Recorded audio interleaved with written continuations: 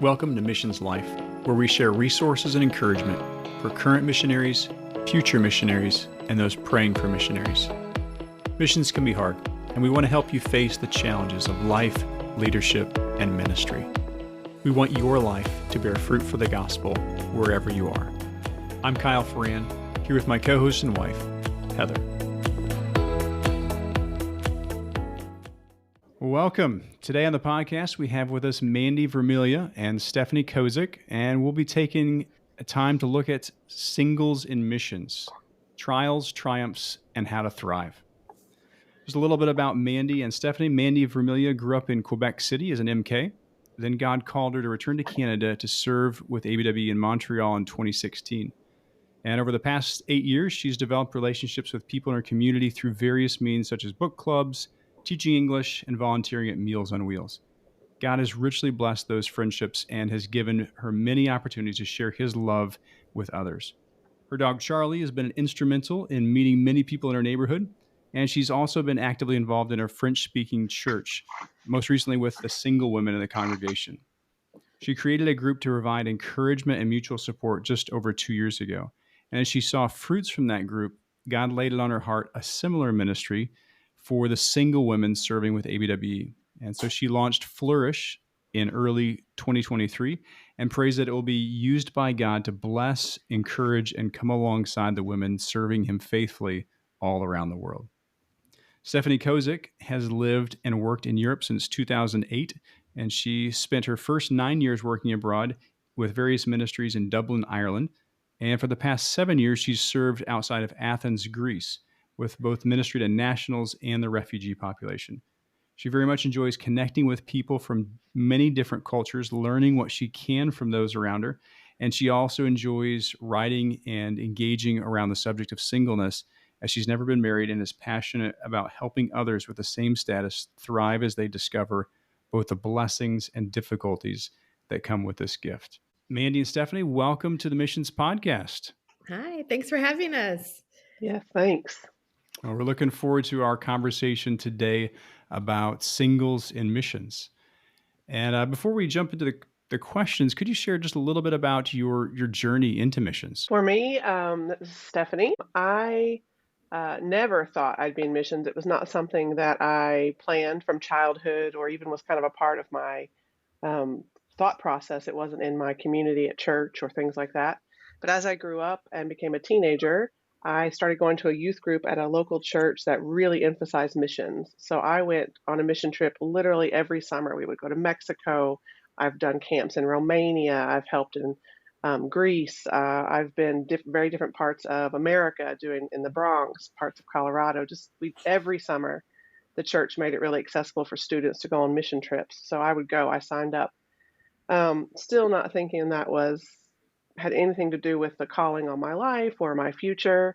I went to college, graduated with a business degree and a mathematics minor, thinking I was just going to work in business in America somewhere, but still kept going on any opportunities that I had. And the week I graduated from college, I decided now's the time, if I want to go on a long-term trip, to be there for more than 1 or 2 weeks. And I wanted to go somewhere by myself just to see what like normal day-to-day non-team project-oriented missions happened, what happens on a normal Thursday. And so the Lord allowed me to go to England and serve with 2 families with ABWE. And I just lived with them each for 3 different weeks and did life, helped with homeschooling, went to the women's groups, helped with youth, helped with children. Loved it, had a great 6 weeks, still have relationships with those families to this day. That was back in 1998. And came back to America thinking, great, that was my experience. I really enjoyed that, and let's get to work. Worked for several years, had several different jobs, and over the time, the Lord provided an opportunity for me to go to Greece with a singles group that I went with. And while I was there, it was right before the Athens Olympics, and they needed help setting up the evangelistic events they would do during that time, which that's my gifting, details, organization, that sort of stuff. And I found myself, I was laid off from my job 4 days before that trip.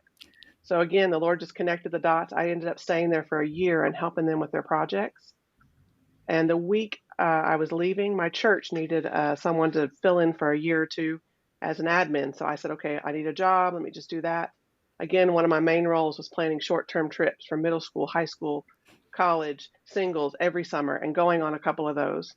And just through those, I kind of realized, gosh, I'm like wired a little bit differently. The things that bothered everybody else, or the things that were didn't quite fit right, or everyone was ready to just get back home, I never quite felt like that. So one day I just kind of told God, look, I think I'm wired differently. If you want me to do this long term, let me know. If you want me to keep doing this short term, that's great too.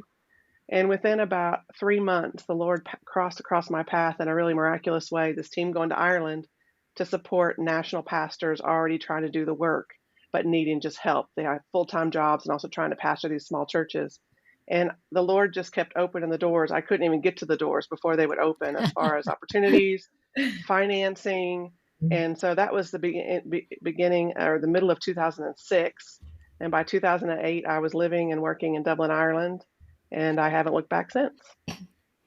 Wow, that's really neat how God got you there when you never thought you'd be there. That's awesome.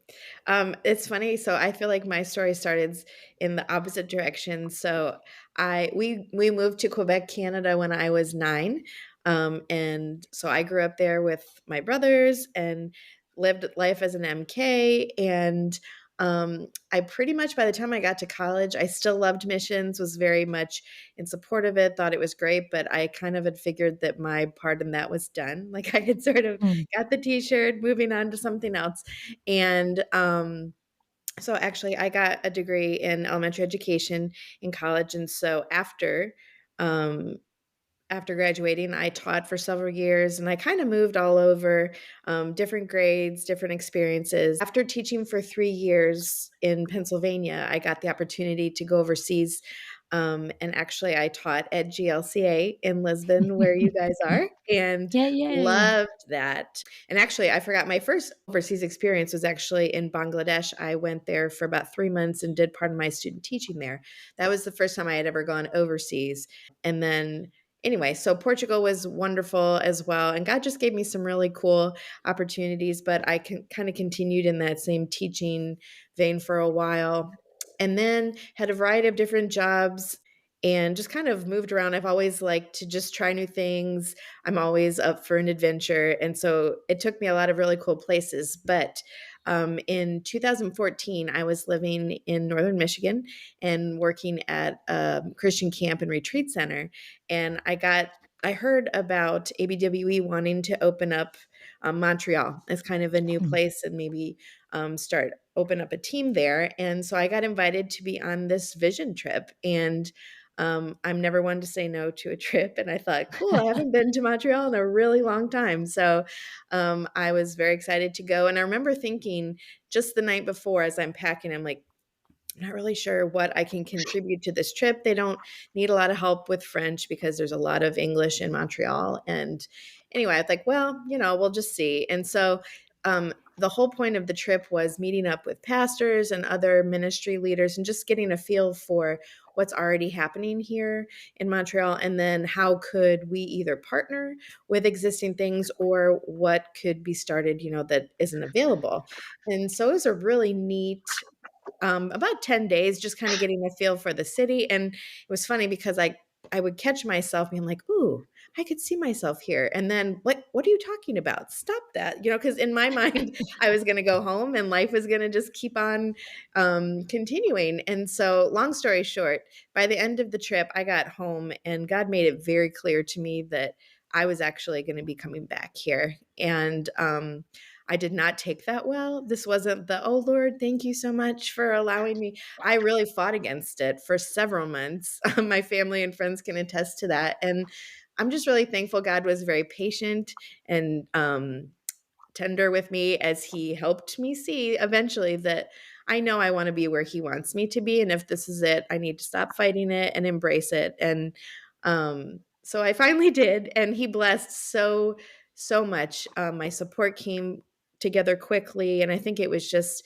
in his kindness showing me, I want you to obey me and I will, make the path open up before you. And so I never could have imagined what he had in store for me here. And it's been amazing. I've been here 8 years now and just continue to be surprised and blessed by all the great things that he was preparing for me, and just thankful to be here. Well, we're really looking forward to unpacking some of these questions for you two today. And with our topic being singles and missions, the trials, triumphs, and how to thrive. The first question I want to ask both of you are, what are some of the unique joys that singles have in serving in ministry? Steph, you want to go ahead? Um, I think for me, as I've thought through this week, I think for me it's the ability to connect. I think singles connect with people in in a different way because of their status.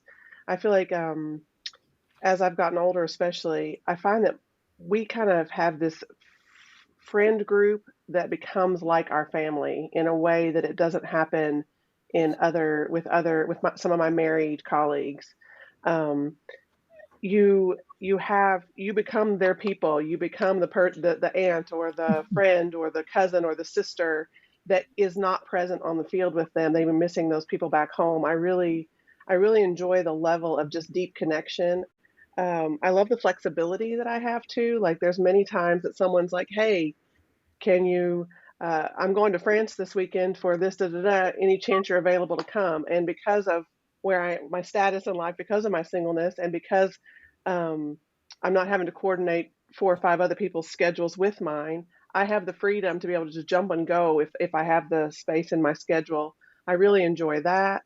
I enjoy the opportunity the opportunities that I feel like it gives us lots of opportunities to explore, to I see a lot more of I've seen a lot more of the countries that I live in than a lot of my married counterparts have because I'm not tied down by school schedules, things like that.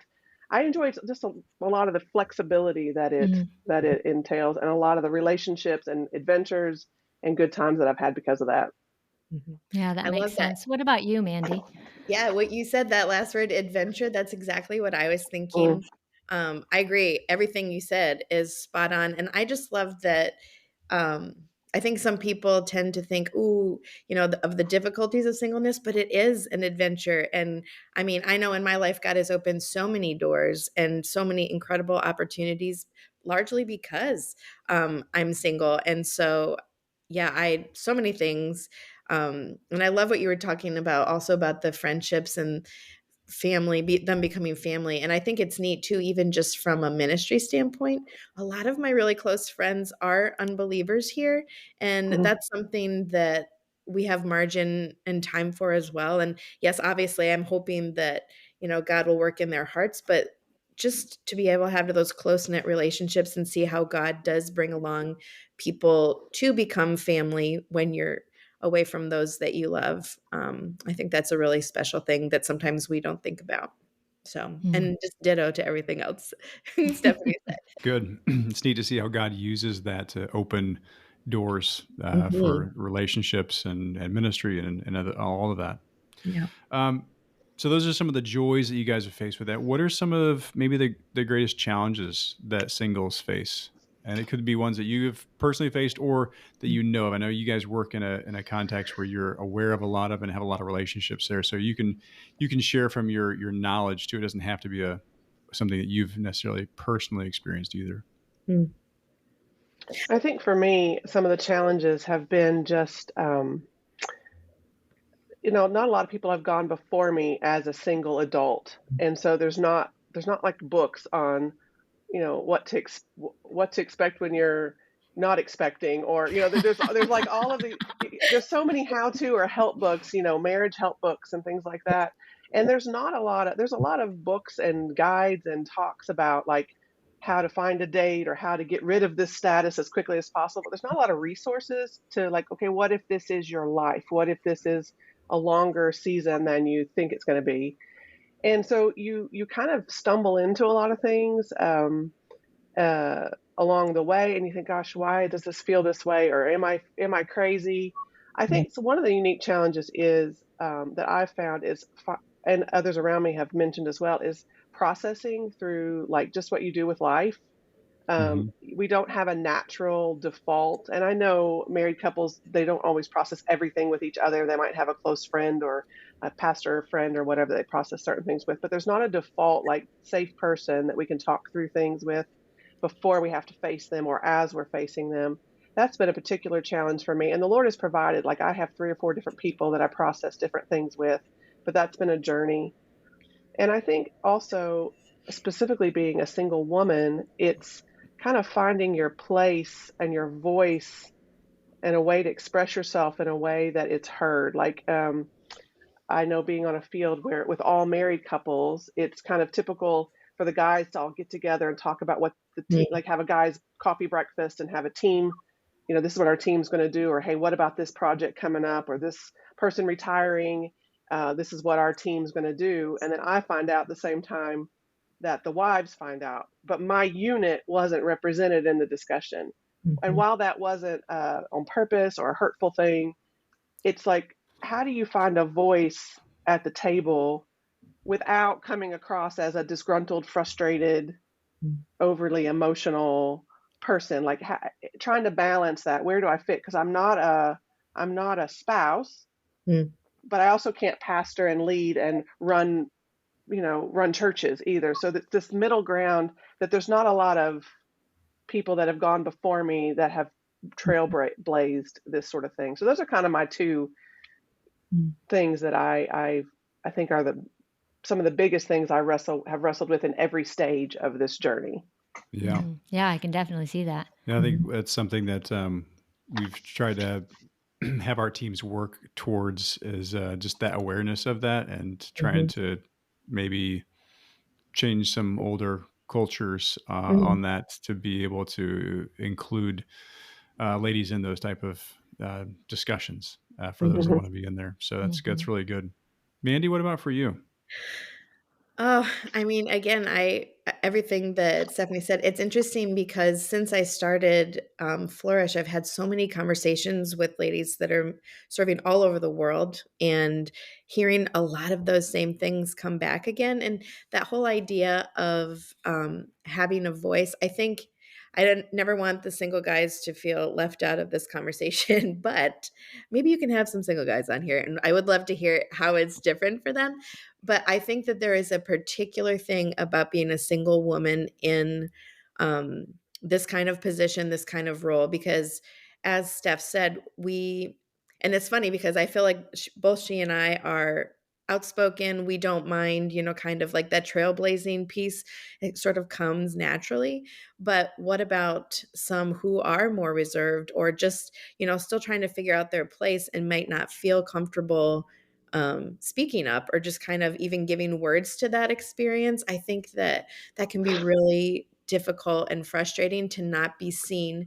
And of course, I mean, we always say it's never malicious, but to just sometimes not feel like you're seen, period. Mm. Just as a person on the team, much less as a single woman. And so trying to appropriately have a voice and be involved. And I know, I mean, some of the women that I've talked to, they carry fairly heavy roles and even positions in their teams, like some big pieces of the ministry. And yet, like Stephanie said, sometimes they feel either completely left out of conversations or feel like they're finding out things later that they should have really been a part of a conversation just from a logistics standpoint. So I think there's a lot of that. It can get complicated, but just sometimes it just leaves you feeling left out or just kind of unseen, and that can be frustrating, hurtful, all the other um, emotions you can kind of put in there. But I do think that there is something specific to the single ladies that it just hits different. Yeah.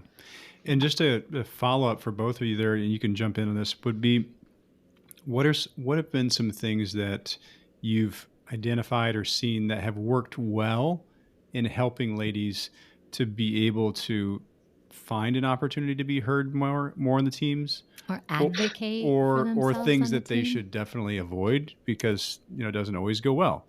Yeah. What are some things there that you should lean into or avoid?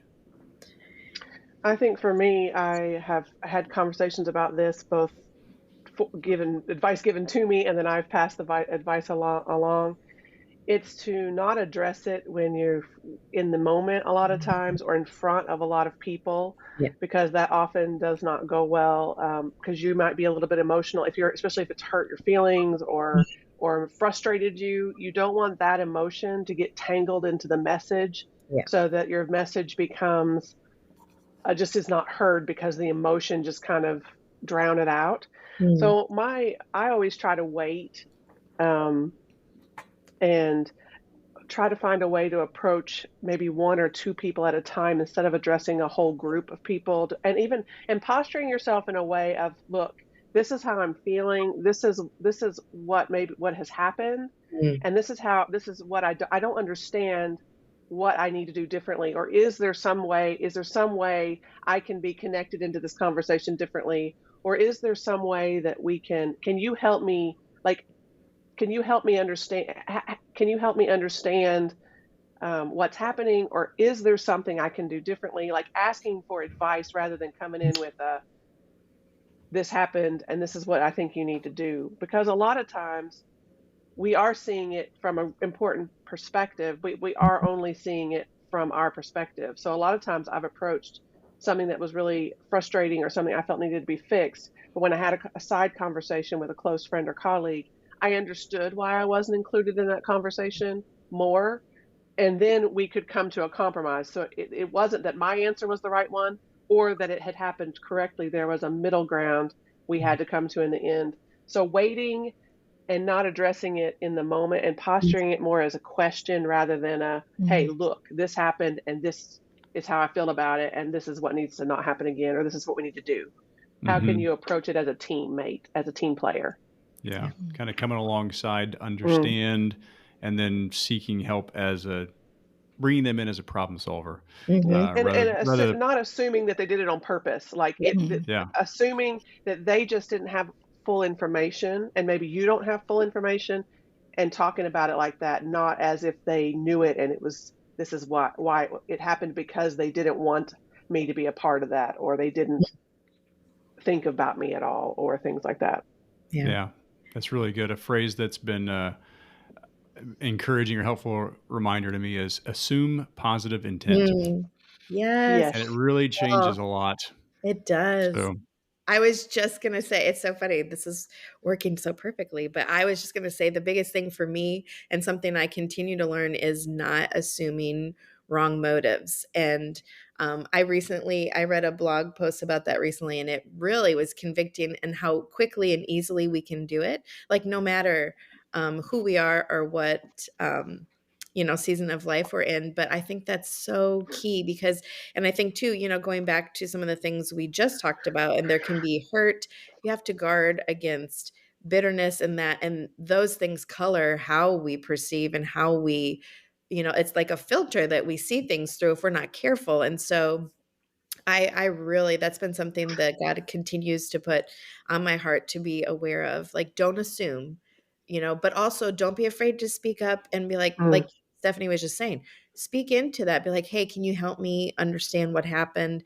Talking about it's okay to talk about how it made you feel. That's valid, but just being really careful that if I'm assuming something, I'm assuming the good and wanting to figure it out, yes, but just really being, I think, aware of my heart in that. It's been a huge thing for me. I think that's really important. Yeah, no, that's great. I really am enjoying hearing what you guys have to say. Before we left for the field, when we were preparing to go, and I had little kids and stuff, I had someone tell me kind of sternly several different things to do to be careful not to use and abuse the singles on the field. And Mm, I actually, as a married couple, went off to the field worried that mm, every time I turned around, I was going to say something to offend a single missionary or to, um, you know, abuse them in some way, like use up too much of their time or assume that mm, they had all this extra time. And I actually had one of the ladies then come to me at one point and say, um, I really do enjoy your children, and I really would mm, love to be able to help, when you need me. I want you to know that you haven't asked me at all, and I want to help though. And anyways, all to say that I think we do need to have some honest conversations, Yep. where, Yeah. and what you're kind of saying there is, let's just sit down and have a conversation. This is Mhm. what it's making me feel like, but I'm not assuming wrong intent. So I really want to hear your side.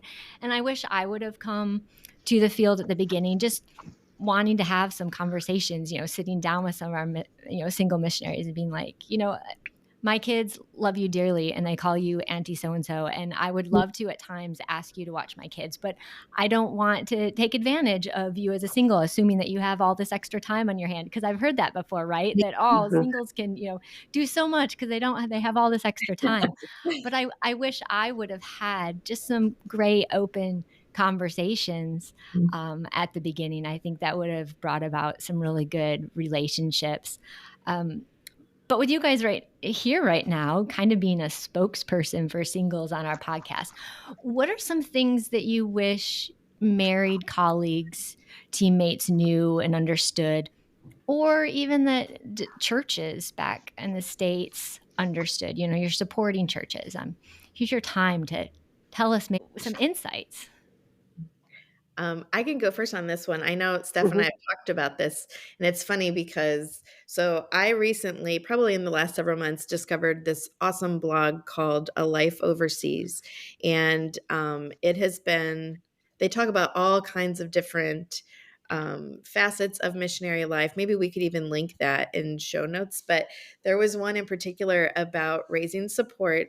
Um, and as a single missionary woman. And it's funny, I must have received that from about 4 or 5 different people. And then I saw other people reposting it. And I absolutely loved the way that and this was a married woman writing this, but she is a support raising coach for many single women. And you just mentioned, Heather, the importance of just having conversations and talking, openly about things and sharing. And this to me was incredible how she really highlighted some of the real difficulties. And I think that everyone knows support raising can be a challenge and there's ups and downs, but there is something so particular about doing it alone and as a single woman, even more specifically. I hope you don't mind. I wrote down just a little phrase because I didn't want to paraphrase it, but she said, um, talking about women who are raising single women raising support, and they don't get to delegate tasks. If they hate public speaking, they still get to do it. If they're not good at technology, they still have to figure it out. If their pitch is rejected, there isn't really even like that partner to share the burden or the disappointment in it. And I love that she mentioned that we're basically building a support network on our own, and there's unique challenges as single women to even earn respect and attention, not just in the foreign cultures or missionary teams, but even churches in our home country. And that can be surprising. That can be really disappointing.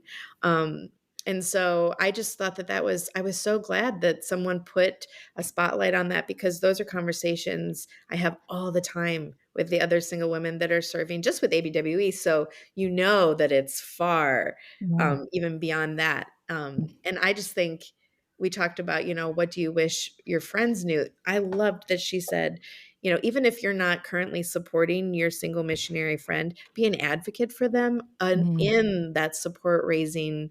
Like, hey, my friend is, and try to help them. I think you could do that for your married friends as well. But that was something I thought was a really sweet idea and would be really encouraging, just to know that other people are trying to help you get Yeah. the word out after you've talked to all of your friends and family that where to go next. Absolutely. I know exactly what article you're talking about, and we'll Yeah. definitely link that. And I was having those same thoughts reading through it, being like, wow, Kyle and I got to tag team, and a Yeah. lot of times Kyle could get into a church because he would Yeah. offer to preach, Mhm. and all these different Yeah. That could advantages, be so to speak. problematic if we tried that tactic. Exactly.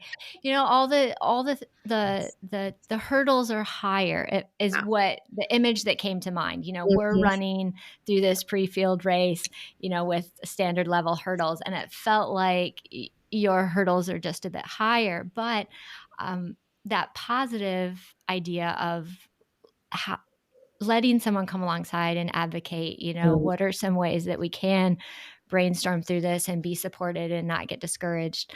It's a great article. Mm-hmm. Yeah, I would ditto all of that. I remember the first missions conference I was a part of, like we had the tech person to meet with, the had to get our table set up. That was back when everyone did a huge table all the time.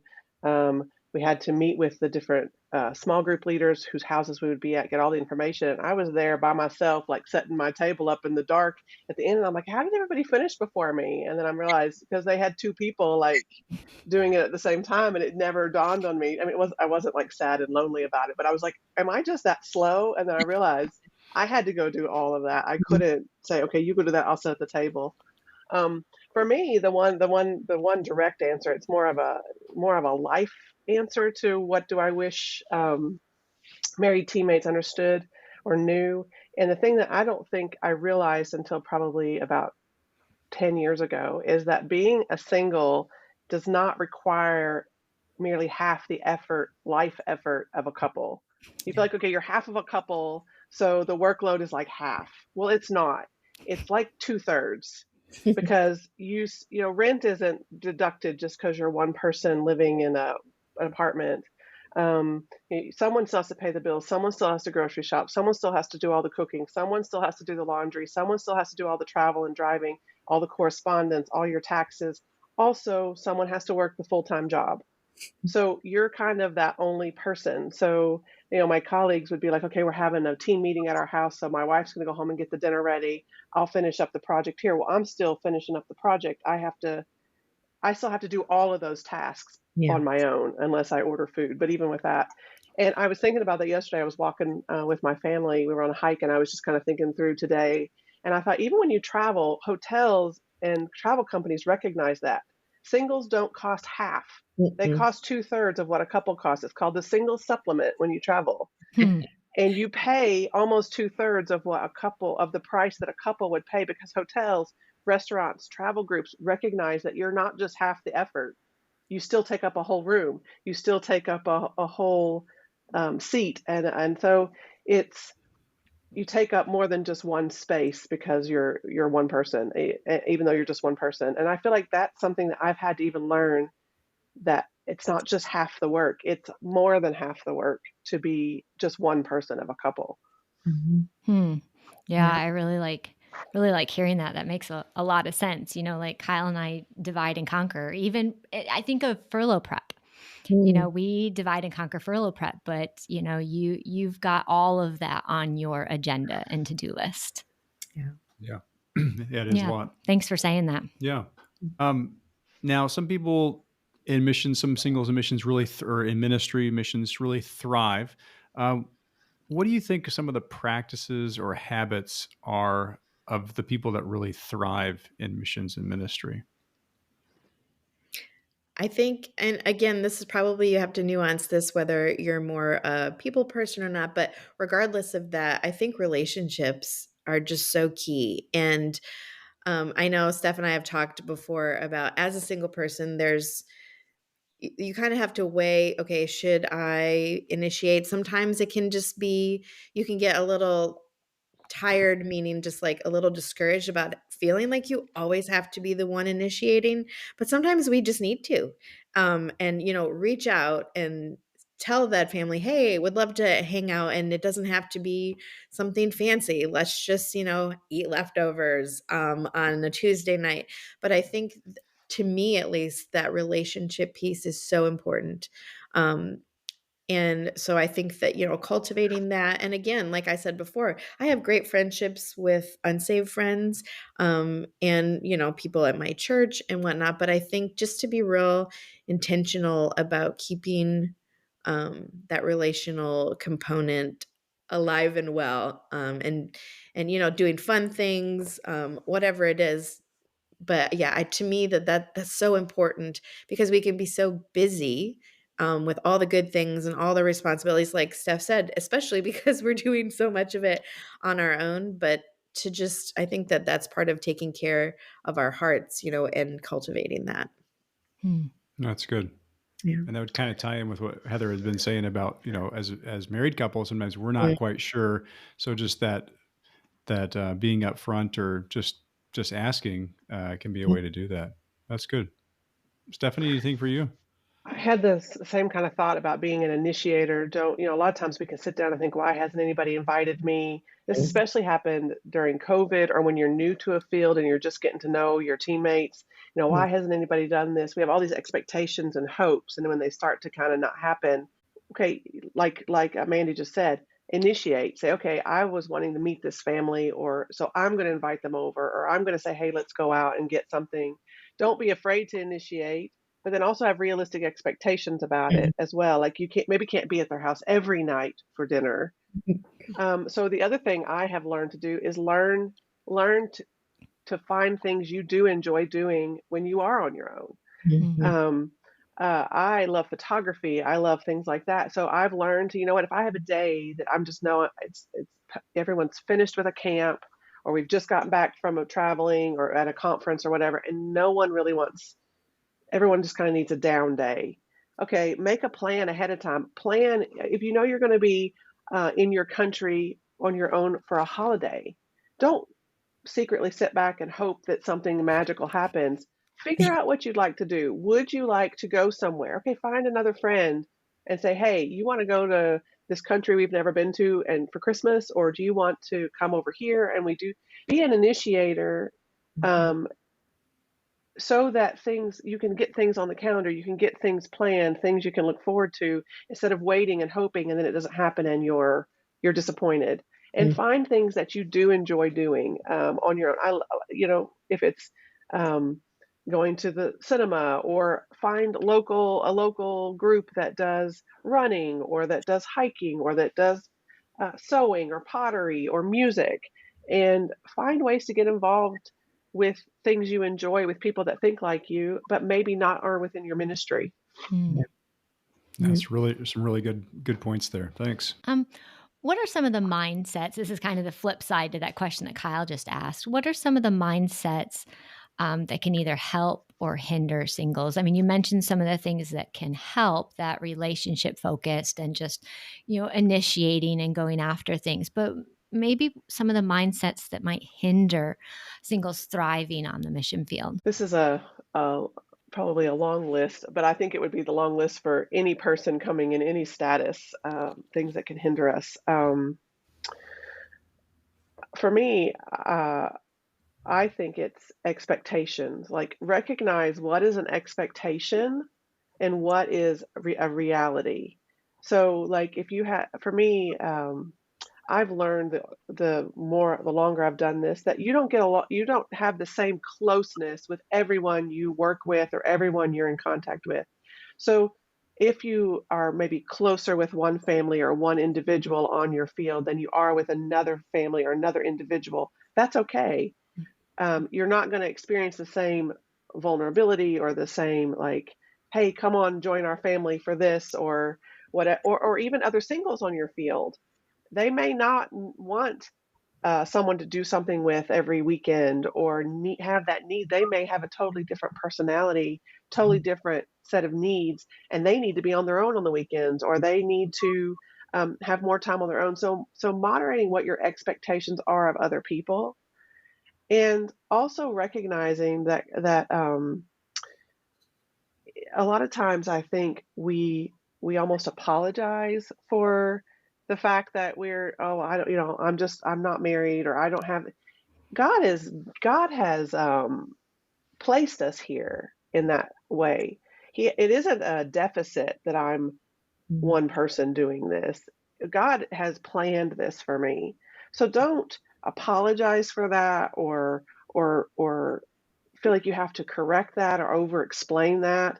Try to realize that God has put you here for a reason, in this specific place, in the specific status, and He's going to equip you for that. So if that, look to Him.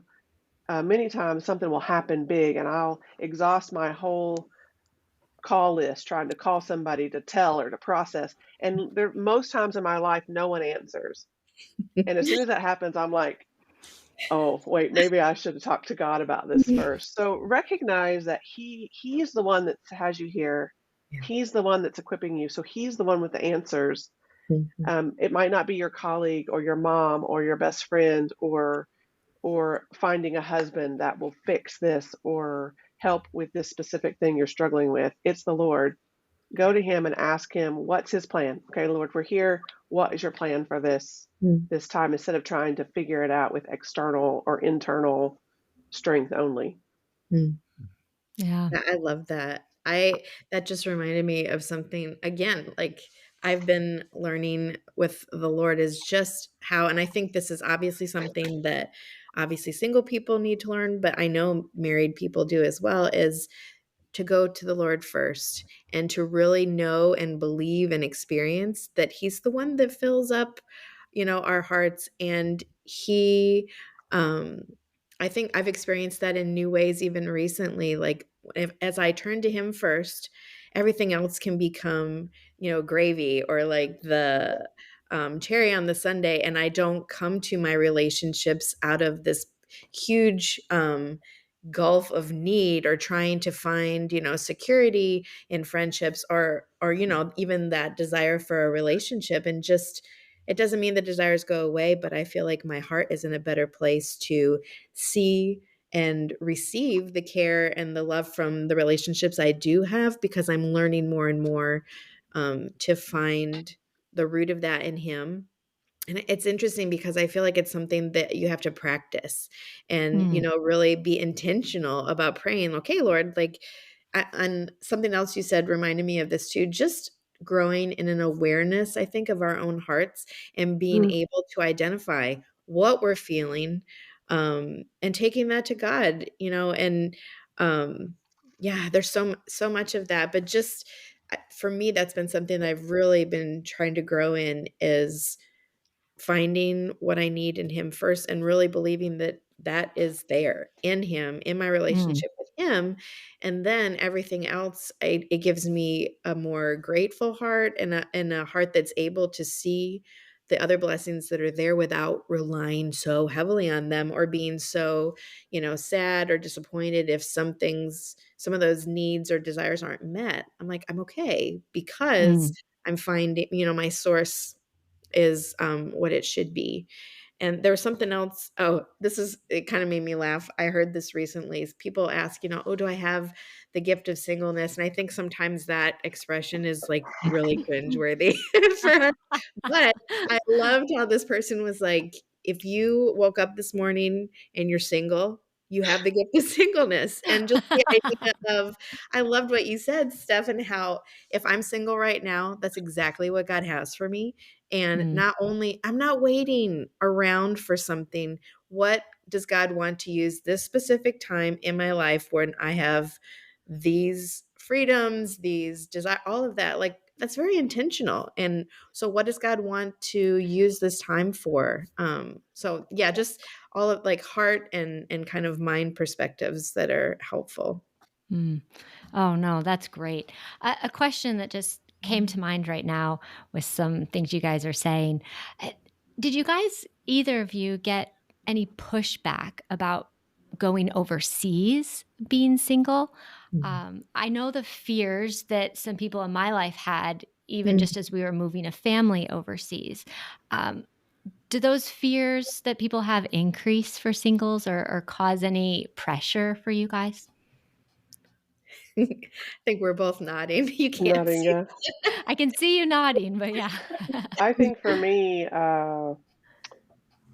I didn't know any other singles like close that were in ministry. ABWE was who I was with first, and they have a strong, especially in Western Europe at that time. There were a lot of women and a couple of guys serving as singles in Europe.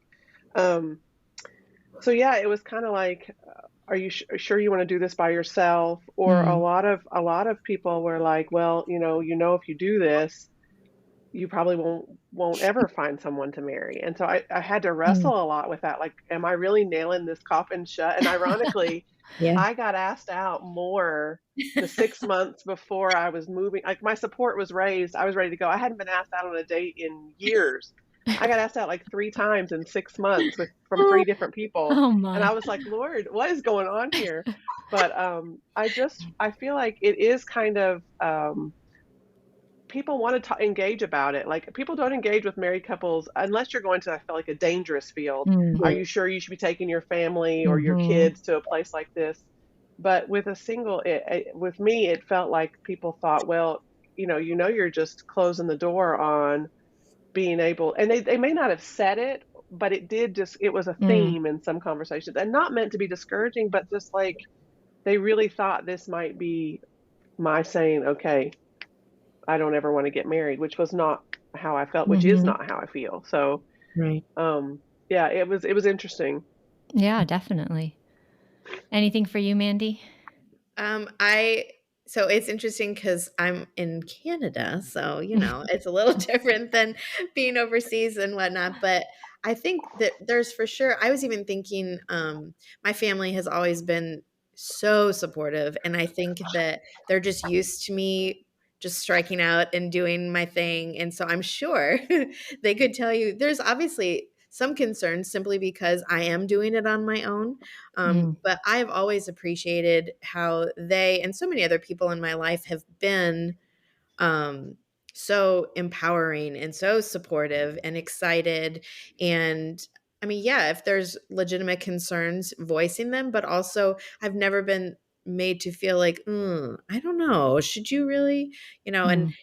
I hear that from other people, or like Stephanie said, sometimes it's not even in words, but sort of like in a response or like, ooh, but um yeah, I think it's funny because even having conversations with girls here at my church, I remember one was talking about the opportunity to go on some short-term trip of some kind, and she said, I'm a little concerned because it was somewhere quite remote, and she said, I'm hoping to meet someone, and if I'm there for a long time, and I tried to restrain myself from jumping over the table at her, being like, no, you can't think this way. But it's funny because I think we do think that way ourselves sometimes. You can get without even realizing it, but if God sends you to some remote place and his timing is for you to meet someone, guess what will happen in that remote place, um but I think that even that we just have to temper, see the desire for that, but also we don't know if it's going to happen, where it'll happen, how, and so just yeah, keeping an open hand to that. And also, I remember every time I've moved a lot, and I literally every time I move, there's someone they'll be like, "Ooh, maybe the guy that God has for you is in fill in the blank." And I'm like, we need to stop saying that because I've moved so many times. But yeah, it's an interesting thing to kind of hold again, and just giving those expectations and hopes back to the Lord and trusting Him with that. Yeah. That's No, good. that's good. That's really good. Yeah, I think the you guys had both kind of touched on just a bit ago, just of the expectations. I think Mm. Mhm. that's a message for anyone out there, whether single or married. Yeah. Having the right expectations Mhm. sets you up either to thrive or to really struggle, because Yeah. whatever comes your way then gets through that filter of those expectations, and that's how Mhm. you're going to feel about it. And changing those expectations may not change the circumstances, but it does Mhm. change how you feel about those Mm. circumstances, and that how you feel about it is really what's going to set you up to thrive or to really struggle. And so Mhm. that's just such a great encouragement for everyone in there. Yeah. Yeah. Anything else you guys would like to encourage either singles in ministry with, or those that are praying about going into missions? What would you like to say to those either of those groups? I think kind of along the lines of what we were just talking about. For anyone that is single and considering missions, just do it. Just Yay. I honestly just take a jump. It could be a short term. I know so many people that were like, "Well, I'm not sure, so I'm going to do a short term thing." And next thing you know, God works in that trip and they're now like, "Sure." And then others, a short term thing could be a huge blessing, but you don't feel like that's where God's leading. That's also amazing. And so I just think don't hesitate. Just just do it, Mm. and trust that God's going to lead in that one way or the other, but you'll come out of it with an incredible adventure experience, an enriching thing. So I wouldn't hesitate. I guess there's a lot of reasons not to, but don't hesitate. I think just do it. Not an ad for Nike, but There was a great saying I read in a book that says, "Fear feeds on time." Mm, And Yes. anytime we allow just that time to hold back, yeah. those fears get bigger, Mm. and Mhm. so that's such a great encouragement there. Thanks, Mandy. Oh, Stephanie, anything for you? sorry, Oh, Sorry, go one thing, ahead. sorry. if I can, sorry. I just thought that too, this the idea of we don't know how long this season of singleness is going to last. And so I remember a long time ago reading something that I just don't want to have any regrets, and Mm. as much as you can focus on, gosh, I feel like I've been single for a long time. It's taking a long time for someone to come into my life. At the same time, what if you met someone tomorrow that will drastically change everything in a lot of good ways, but like don't waste this time, even though it's so easy for us to be like, oh, I wish it would hurry up and I could move on to another season. Don't waste this, because you'll never have the same kind of freedom, the same kind of flexibility. So yeah, that timing thing, sorry, I just had to, that just popped That's into my good. head. That's a big thing. Just do it. Maybe we should have called the podcast "Don't Waste Your Singleness." There you go. There you go. You go. Good. Uh, for me, even that phrase, one of the reasons I kind of jumped into it is I read the book "Don't Waste Your Life," Mm. and I Yes. remember reading that and thinking, I don't want to be. I mean, I was in my almost 30 when I went to Ireland, and I thought I don't want to be 20 years from now still waiting for everything to magically line up. I want to be active now, Yeah. and but for me, one of the biggest things is I feel like so many of us get stuck, and I include myself in that category of God's not answering this prayer. God's not answering this prayer for me. And I want to say about 7 or 8 years ago, I was praying through this with someone else who just was praying for a spouse, praying for someone to come alongside them in ministry, Mm. and just kept saying, the Lord's not answering, the Lord's not answering, the Lord's not answering. And I remember waking up one morning and just praying for this person and praying for how can I help. And I remember God saying, kind of the feeling in my mind, there isn't only one answer to prayer. Yes, no can be an answer to prayer, and Mm. wait can be an answer to prayer. Mhm. And if God is telling us wait, like Mandy just said, this is just a season, then he's got a plan for that. It is part of his good. He has good gifts for his children. Mm. He has good plans for our future and our to give us a future and a hope. So if this is part of God's plan for me to wait, or if God's answer to this is a faithful, loving no to me, Mm. I have got to trust that God loves me so much that there's something I don't know, or something he has prepared for me, that he has knitted me together for, that this is right how I need to be, where I need to be, the Mm. status I need to be for this plan or for this fulfillment that he has created me for. It's sad sometimes when there's a focus on singleness in a negativity, and that's one of the things that I think you guys have highlighted so well today. Just the joys that God's given you, the positives, and some of the struggles, which I think lays out how we can be better praying, Mm. be an encouragement. And what stuck in my mind is kind of helping be a conversation starter, Yeah. making sure that single women on the field have a voice, but also have an opportunity, have someone that they can bounce their expectations around, that they can get answers or brainstorm ways to have felt needs Mm. met, Yeah. depending on different people's personalities, needs for the social life, needs for ministry.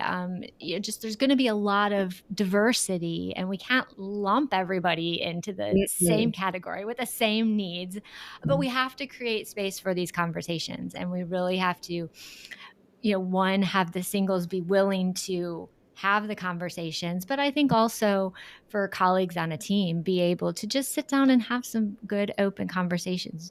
And I think our desire, when I think of all the teams we've been a part of, our desire is to meet needs. And if that means having people in my home, I want to do that. But if that means creating place around the table where they can be a part of the strategic conversations, I want to help that happen too. But as I look over the different singles that we've worked with, I can see all those needs were different. People gravitated towards different things. So I'm enjoying everything that you guys have said. But at the end of every podcast, we like to ask a few fun questions just to wrap things up. So I'm gonna start first. What is something that you've recently read or listened to that you've enjoyed or found helpful? For me, it's I'm a fiction girl. I want something to like take me out of reality when I read. I love a good I crime agree. drama or mystery thriller or whatever. But this past year, the Lord just brought a lot of really good biographies of Christian leaders that have either recently passed away or that have just recently wanted to tell their story in a different way. And so I just found myself reading biography after biography after biography. And one that I did not expect to love as much as I did was Elizabeth Elliot's biography that was just written about her life. Mm, And it was not a glossed over, like, perfect little life. I mean, she struggled, and it just reading kind of what formed her, how the Lord molded her, how she went into missions and ministry and life with certain um, preconceived ideas of how it would be, and the Lord just gently changed that. It changed her thinking or changed her direction and led her so patiently and helped her through, of course, one of the biggest life trials of losing her husband in such a tragic way. I found that just really encouraging that everyone that's gone before me in ministry, and so many of the others have the same thing. They've wrestled with with things. They've not everything's just been like rolled out in front of them, and they've known what to do. It's been perfect. They've had some hardships. It's been great to kind of read that, kind of take a deep breath and think, okay, I can do this. I can learn, and just be encouraged by what God did in their lives, and look and begin to expect that in a different way, maybe in my own life and in my own heart. When I am met with a wall or a trial or something I didn't mm, expect, um, remembering how God worked in others that went before me and expecting Him, waiting for Him, looking for Him to do the same. That's been a mm, real encouragement, unexpected encouragement this year, reading nonfiction and biographies. yeah. No, I bought that book. I haven't read it yet, so I should put that on my to-do Read it. list. Okay. Mandy, what about for you? Well, it's funny that you mentioned books. I was kind of chuckling to myself because I love to read. I've always been an avid reader, but I am a little over halfway through a master's program. And the sheer number of books that I have had to slash had the privilege of reading has just been a little staggering. So it's funny. My mom just recently had recommended a book, and then she laughed. She's like, probably not the best idea. I've been doing a lot of podcasts actually, Mm, just like in walking. I love to walk around the city with or without the dog. And um, one that I've really enjoyed a lot. So I'm a big fan of Jackie Hill Perry. She has just really been a blessing to me, but I really enjoy her podcast with her husband.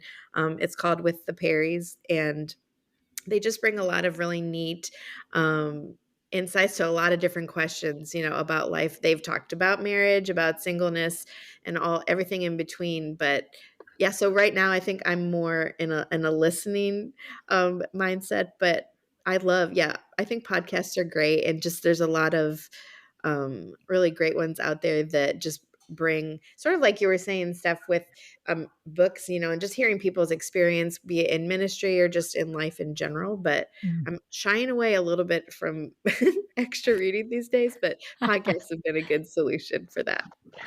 Understand. Mhm. So here's another question for you. What activity or hobby do you like to do to stay energized or refreshed? I like to drive.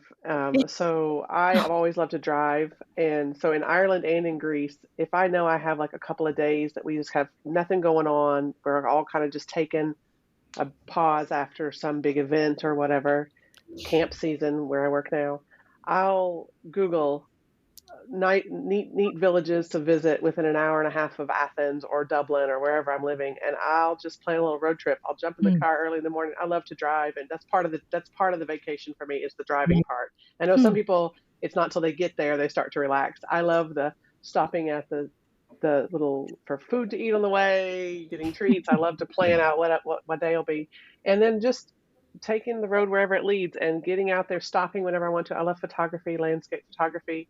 So just stopping anywhere I want to along the way to do photography, and just enjoying getting away. And it doesn't have to be overnight. I go for like an hour and a half, 2 hours away, spend the day, and then get back that night and go to bed. Or if I find a Airbnb, stay for a night. I really enjoy just doing stuff like that, just getting out of my headspace, out of my home, out of my ministry area, and just exploring like a tourist or like a villager, just wandering around for the day, enjoying a new space I hadn't seen before.